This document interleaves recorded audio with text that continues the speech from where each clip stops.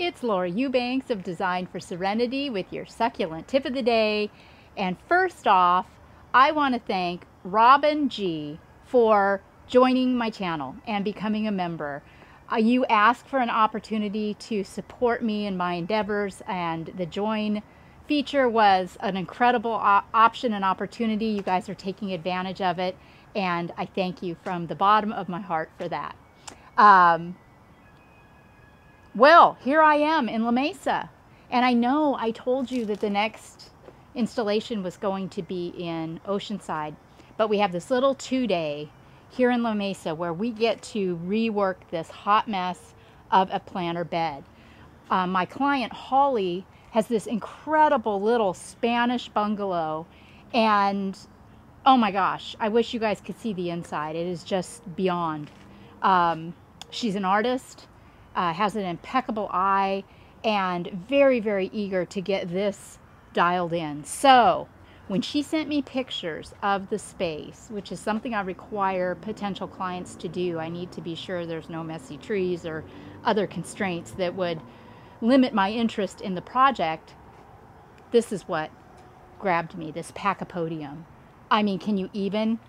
Look at this. Okay, so I get here and Holly's all, yeah, you know, it's ugly and I want to get rid of it. And I just said, oh my gosh, no. It's been through it. Look at the scarring. It got broken. God only knows what this is from, but it healed itself. It's just a scar. This plant is extremely happy and healthy, and it's going to be the centerpiece of my new succulent tapestry installation. Oh my goodness, I'm so excited about working with this Pachypodium. The rest of the plants, she's not married to any of them in here. There's nothing wrong with them, so they'll be, you know, reintroduced elsewhere. She's got a huge backyard. You know, we'll find homes, but the only thing that's going to stay in here is the Pachypodium. The rest of the things will be repurposed. She's got a tremendous collection of pottery. I may choose a pot to leave in here. I may not. We'll see how it goes. This giant cactus is going to be removed. We'll be able to harvest all of the new growth for other applications. But the big giant, you know, old dead root ball and whatnot will be disposed of. So where there was one plant, there will now be about 25. This awful white marble rock is going to be pulled up, and I'm going to do something much better than that. She does have some interesting rocks already here, but I'm going to need about 15 more. So I'm going to take you to the rock yard today too, and we're going to choose our rocks together. I'll show you the plants that I selected. This lady has got the greenest of thumbs. I mean, look at these hibiscus next to her front door, and there is not a white fly in sight. Green. So here's this selection of plant material. I may not use all of it, I don't know, but I just tend to bring a lot, use what I want, and then move the next, what's left into the next project. Many of these things that you see were leftovers from the project we did for our son up in Claremont. So everything gets a home eventually, and we'll see how the dust settles. Also, she's got pots in the back galore that I might be able to pull some things from too if I want. Now, this Mexican bird of paradise is going to stay. She would eventually like to train it into a standard tree. But for now, all we're going to do over here is remove everything else. She's got some agaves, a really cool Talavera bowl. You know, this has my eye. You know, I may do something with it, but we're going to remove it out of here. Take out all of the white marble once again. I'll show you over on this side. She's got another pot, some, you know, really cool rocks that will work into the installation. I'm going to be, as I said, getting more, some bigger ones. I'm going to try to find some really special ones. This old man cactus, the Senilus, she is emotional about him. So we're going to dig it out and hopefully divide it, because she has a pot down below that she has decided she'd like to see it go into. So I don't know if we can work the entire plant into the pot or just part of it, but we'll get there. And this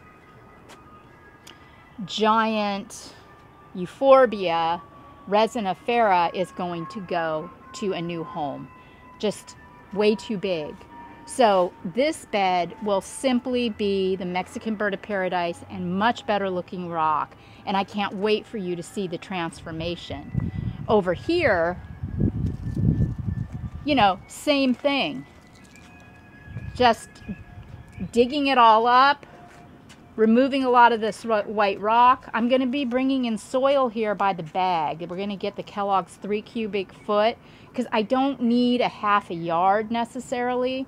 Somewhere in between 1/4 and 1/2, I think, to make the mounds that I want to make. So we'll just bring it in by the bags.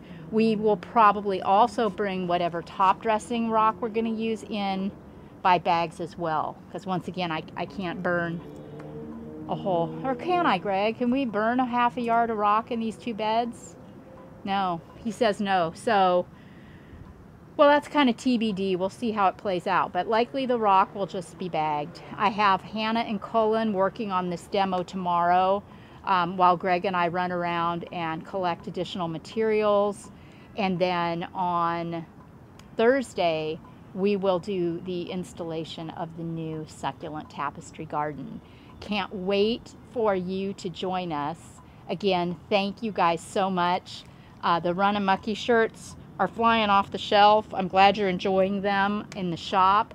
And for those of you that have subscribed and shared my videos too, I appreciate that. It's just such a joy to be able to share my love of these plants with as many people as possible. And I'm thankful for that opportunity. So, y'all get out there. It's summer. It's beautiful. Assuming that you live in this hemisphere. If not, do your best. This has been Laura Eubanks. Oh wait, I'm not signing off yet. I'm not outroing because we're going to be going to the rock yard. So we'll see you at the rock yard. Score at KRC in Lakeside. Can't always find smaller stuff. And today we did. So basically we just came in and we sorted through the dregs and pulled what is really amounts to rubble, but we got some Baja Cresta. These are, you know, 12-inch to 1 foot. I would say I chose them because the color is so spectacular. When these are washed, look out.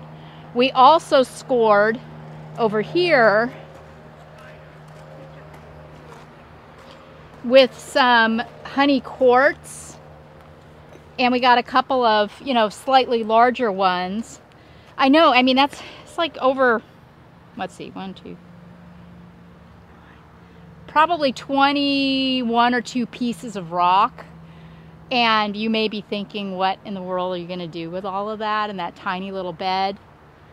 Ye of little faith, ye of little faith. Remember, we're going to be mounding, and then we need to stage boulders to anchor our mound. So you would really be surprised at how many rocks it takes to even do a little installation like the one we're going to be doing in La Mesa.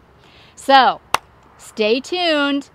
Like I said, tomorrow we'll be knocking out the demo, which is going to be a lot of work. There's a few things in there that are really in there. Wish us luck moving that pack of podium.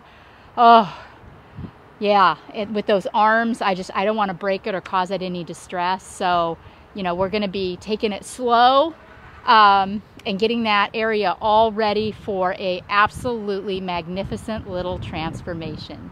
Thank you so much for following along. I love you guys so much. This has been Laura Eubanks reporting from La Mesa and KRC in Lakeside with your succulent tip of the day. Bye, guys.